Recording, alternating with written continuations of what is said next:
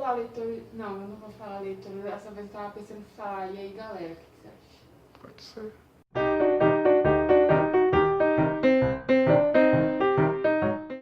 E aí, galera, tudo bem com vocês?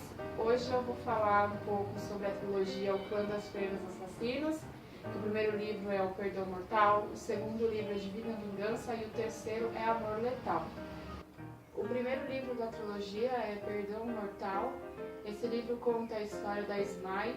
A Esmai, ela tinha um pai muito malvado, digamos assim. E bem no começo do livro você já conhece a Esmai, ela sofrendo já, né? O pai dela vendeu ela por 3 moedas de ouro para um cara que plantava nabos. E o nome do cara era Guilo. E ele era uma pessoa horrível, aparentava muito ser o pai dela. Eu acho que foi por isso que ele meio que vendeu ela. Parece que ele queria que ela continuasse sofrendo na mão do marido dela. Mas aí, depois que acontece o casamento, o marido dela tem uma atitude meio estranha, porque na hora que chega a noite de núpcias, ele recusa se deitar com ela e tranca ela dentro de um porão. Ele parece que ficou com medo dela e ela não entende muito bem.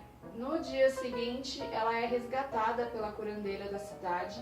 A curandeira fala para ela que vai ajudá-la a fugir de um futuro triste e entrega a Esmai nas mãos de um padre itinerante. E esse padre começa a levar ela para outras cidades, só que ela não sabe exatamente para onde ela está indo, porque ninguém disse exatamente aonde ela ia parar. No final das contas, ela vai parar no convento do São Morten, que é o deus da morte. Chegando lá, ela não sabe exatamente por que ela chegou até lá, até porque ela não sabe muito bem como é que funciona o convento, então ela fica um pouco perdida. Mas então a abadesa, que é a madre superiora do local, do convento, explica para ela exatamente o motivo dela ter sido levada para lá. Então a Esmai, ela entende um pouco do passado dela. O que acontece? A Esmai, ela é uma filha da morte. E por que ela é filha da morte? O que acontece? Quando a mãe dela ficou grávida, o pai dela não queria o filho, não queria a criança.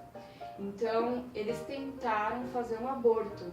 Então o que acontece? A mãe da Esmai tomou um veneno, só que não deu certo. E ela continuou grávida e a criança nasceu, que é a Esmai. Consequentemente, esse veneno deixou uma marca enorme nas costas da Esmai, que é um efeito que teve o veneno nela. Em outras crianças geralmente funciona, a criança nasce morta ou até mesmo acontece o aborto. No caso da Esmai não, como ela continuou viva, o veneno acabou corroendo as costas dela. Cada filha da morte nasce com um dom. O dom da Esmai era ser imune contra venenos, então ela podia tomar qualquer tipo de veneno que ela não sofria nada. Às vezes ela podia sentir um leve desconforto, mas coisas simples, nada além disso.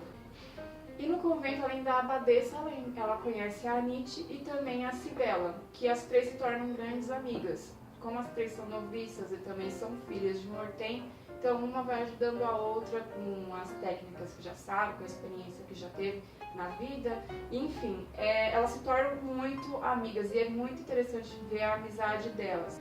As garotas, sendo filhas da morte, quando elas chegam até o convento, elas são treinadas para matar. Então elas têm aulas de como matar uma pessoa com uma facada, isso é uma facada mortal. Elas são treinadas para atirar facas de longe, esse tipo de treinamento. Elas são treinadas 24 horas por dia para isso, além de estudar também, até porque, por exemplo, a Esmai, ela não conseguia ir para a escola, porque o pai dela não deixava. Depois que elas tiveram esse treinamento lá, surgem as missões, de acordo com a necessidade do convento. A primeira das três meninas a ser enviada em missão é a Cibela. Só que ela vai para a missão e ninguém mais tem notícias dela, e as meninas acham estranho. Logo em seguida que a Cibela é enviada, alguns meses depois a Esmai também é enviada em missão. Só que a Anite fica muito chateada com isso, porque a Anite era a que mais tinha experiência, ela esperava que fosse ser enviada em missão primeiro que as meninas.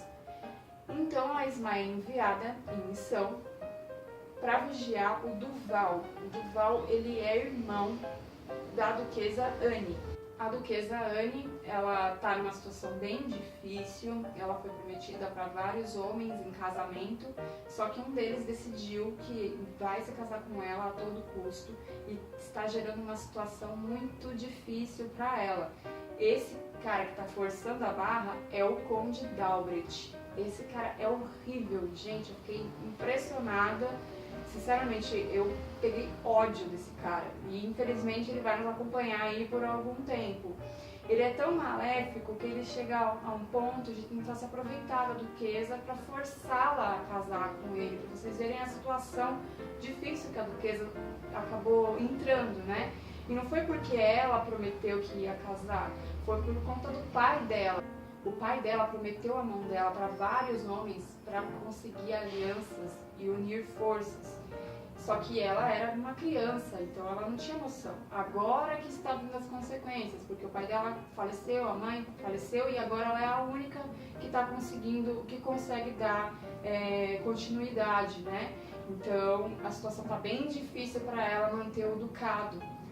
E fora isso, a regente francesa está forçando a barra para cima dela, porque eles querem tomar o poder das mãos da Anne, quer forçá-la a casar com quem eles querem, porque a França quer tomar a Bretanha, que é onde se passa toda a história.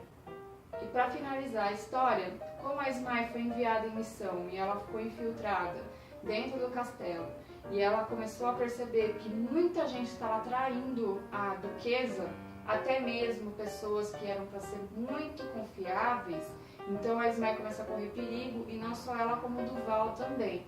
O legal da história é que tem um romance entre os dois, só que um romance assim muito, como é que eu posso dizer, não é o foco principal da história, porque o foco principal desse primeiro livro é mais estratégico.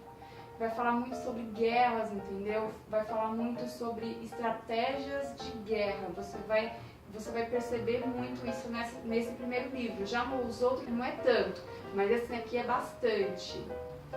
Agora eu vou falar sobre o segundo livro, Divina Vingança. Esse livro é contado sob a perspectiva da Cibela. Como eu já havia comentado no outro livro, ela é uma das noviças e também ela era uma das filhas de Mortem.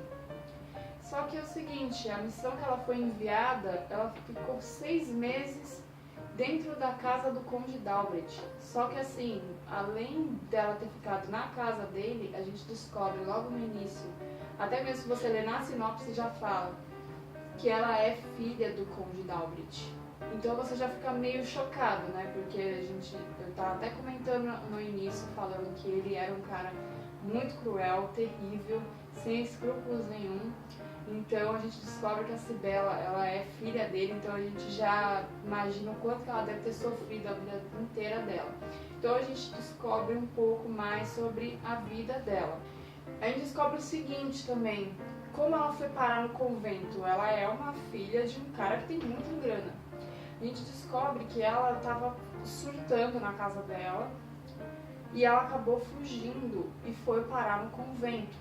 E a freira, a abadesa, decidiu acolhê-la como filha de Mortem, que depois a gente fica sabendo como é que ela nasceu e tal. Eu não vou contar essa parte, que é mais pro final do livro, então eu acho que é melhor vocês lerem para descobrir como que foi o nascimento da Cibela, porque é uma história bem pesada, digamos assim, porque o pai dela tem histórico de matar e maltratar todas as mulheres dele. Ele teve 6 mulheres e todas foram ele que matou. Só que ninguém tem como fazer nada, nem os familiares das mulheres, não tem como fazer nada, porque o cara, ele é muito poderoso, cruel, e ele não tem dó de ninguém, nem dos filhos dele. E qual foi o objetivo da abadesa colocar a Cibela novamente na casa dela? O objetivo era descobrir qual eram as intenções do Conde Dalbret, o que ele pretendia fazer contra a duquesa Anne. Só que foi, na verdade, uma furada, porque a Cibela, ela não conseguia fazer nada com privacidade.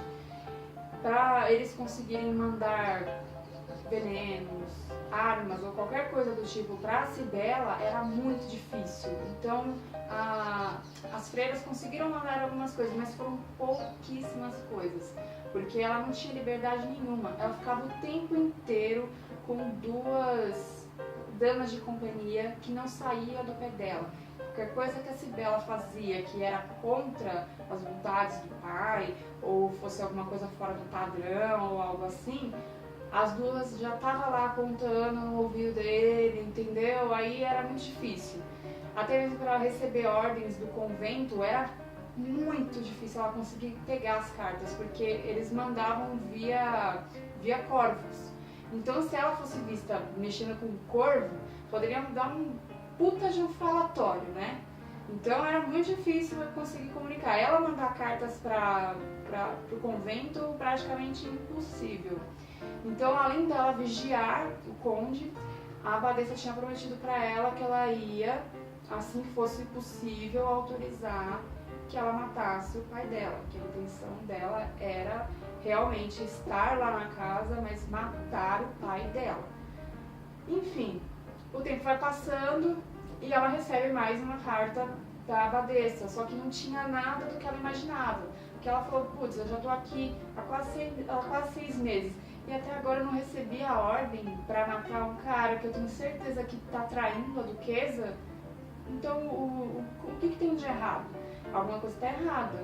Ou é o Deus que não está fazendo o seu trabalho, ou é o convento que está fazendo alguma coisa errada. Então ela começa a questionar também, assim como a Ismael começa a questionar, eu acho que tem alguma coisa errada no convento. Acho que a irmã Vereda não está vendo as coisas, por mais que ela esteja doente, mas tem alguém tomando uma atitude sem visão nenhuma. Enfim, essa carta que ela recebeu era com uma nova missão, só que essa missão era para salvar o Fera, que era grande amigo do Duval. Teve um conflito no final do primeiro livro que o Fera acaba sendo, como é que eu posso dizer, ele acaba virando prisioneiro do Conde Dalbret. E o que acontece? Como eles sabem que ele virou prisioneiro, então todo mundo acha que ele ainda está vivo, tem a possibilidade de ele estar vivo. Então a Cibela é designada para tentar salvá-lo, tentar libertá-lo. Até aí tudo bem, mas ela ficou putaça porque ela achou que o que a abadesa ia pedir para ela já era pedir a cabeça do pai dela, mas ela pediu uma coisa nada a ver. Então, o que a Cibela pensa? Farei isso, mas não sei o que farei depois. Já não confio mais na abadesa. Então ela já começa a ficar com essa ideia, entendeu? De querer sair da ideia do convento, entendeu? Ela já não confia mais 100%. Até aí tudo bem, só que na hora que ela consegue fazer essa tentativa de fuga, algo dá errado e ela acaba indo junto. Então, o que ela queria fazer depois que ela libertasse o cara, deu totalmente errado. E assim que ela chega no destino junto com o cara conseguiu se salvar, enfim. Ela é super mal recebida pela abadesa, porque parece que a abadesa queria que ela tivesse ficado lá, junto com o Conde Dalbret, mesmo que ela fosse, se por um acaso descobrissem que foi ela que tivesse libertado o cara, provavelmente ela ia ser morta. Ele não tinha medo de perdão, não tinha essa. Se o filho fizesse qualquer coisa que fosse contra as ordens dele, ele não estava nem aí, ele mandava matar mesmo. Ou, mandar matar não, ele matava pessoalmente. Então a Cibela sabia que se ela tivesse ficado para trás, ou ela matava o pai, ou quem ia ser morta era ela. Então assim, o livro inteiro é pelo ponto de vista da Cibela, é uma coisa bem pessoal, não tem nada de estratégia, muito pouca coisa. Então assim, o livro é muito interessante, você descobre porque as meninas comentam nos livros que a Cibela aparentava ter chegado no convento com uma aparência meio louca, parecia que ela tinha ficado perturbada.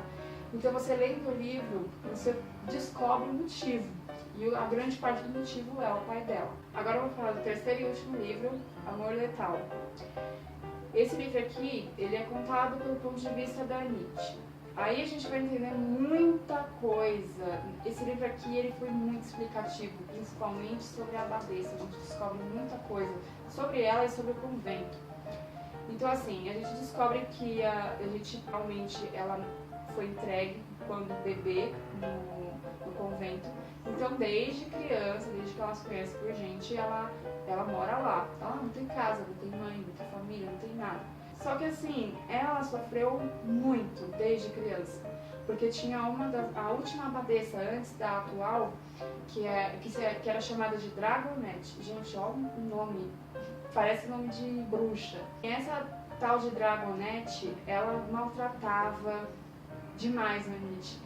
Tudo pra ela era um teste, tudo. Se a Nietzsche falhasse, se a Nietzsche chorasse, se a Nietzsche sentisse falta de alguém, sentisse saudade de alguém, ela era trancada em algum lugar, ela passava fome, ela apanhava, ela sofria, sabe? É uma coisa horrível, assim. Eu fiquei com bastante, digamos que dó da Nietzsche, eu não queria estar no lugar dela. É porque, assim, ela é bem fechada, ela não conta nada disso nem pra Sibela e muito menos pra Smile. Então, ela guarda essas lembranças só com ela. A única pessoa que sabe o que ela sofreu desde o começo é a abadesa atual, que é a freira Etienne, que ajudava ela, inclusive, quando ela tinha esses problemas com a Dragonette. Às vezes ela estava presa em algum lugar, tinha ficado sem comer, alguma coisa assim, essa freira ia lá e ajudava ela, dava comida, entendeu? Às vezes dava um cobertor, alguma coisa assim, entendeu? Para tentar ajudá-la.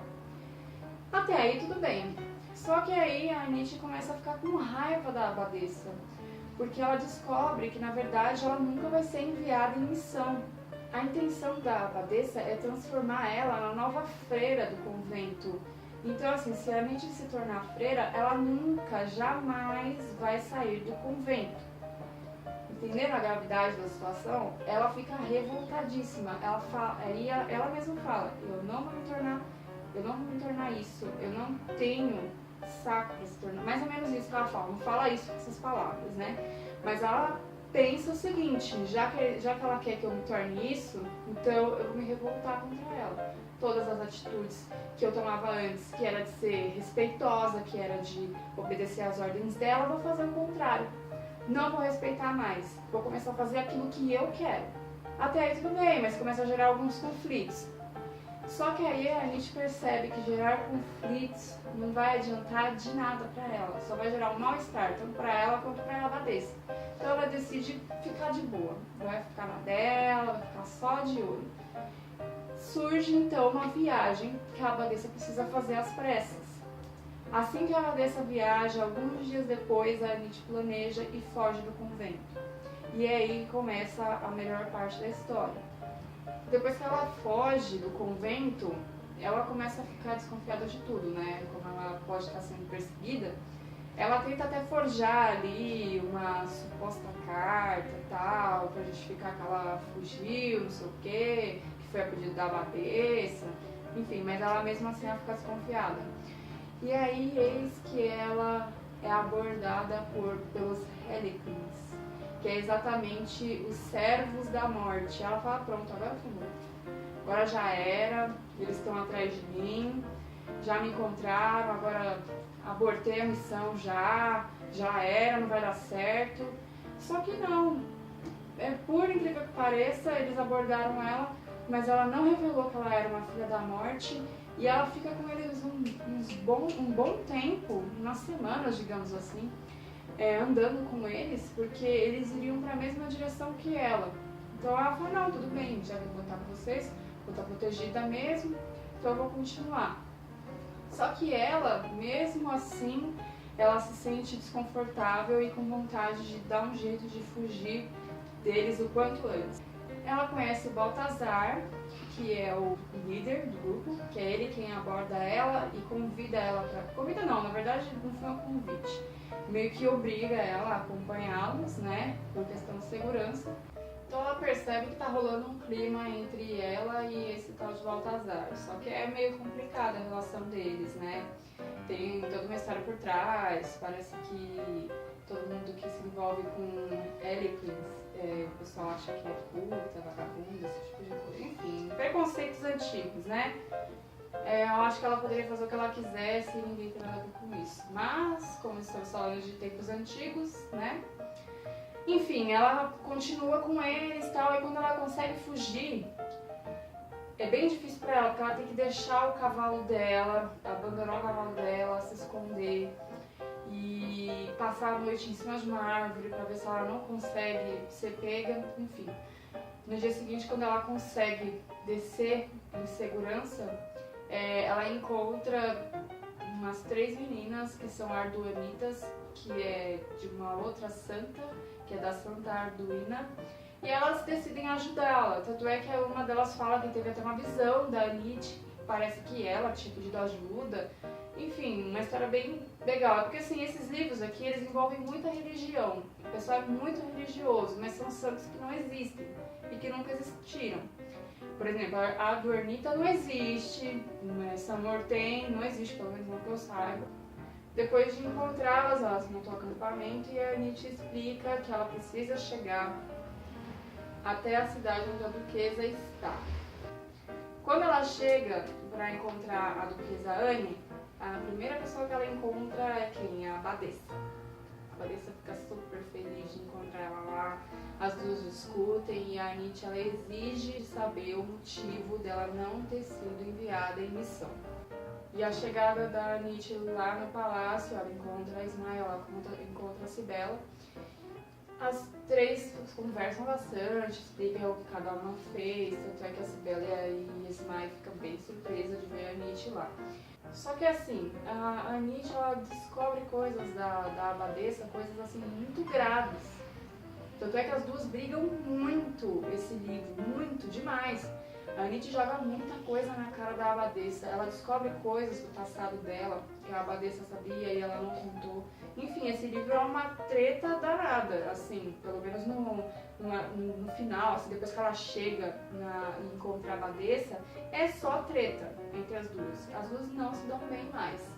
É um dos livros mais esclarecedores entre os 3.